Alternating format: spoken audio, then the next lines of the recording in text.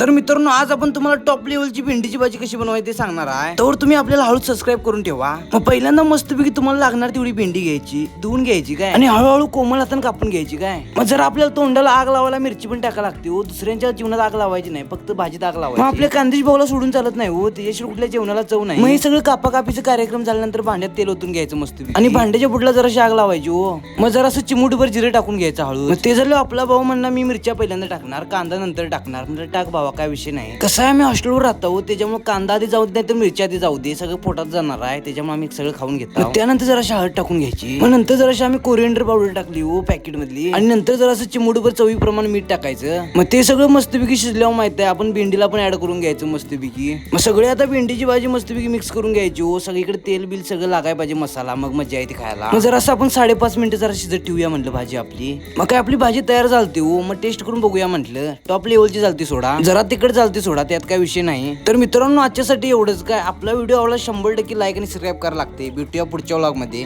आणि 100% भावना एक कमेंट करायला लागते.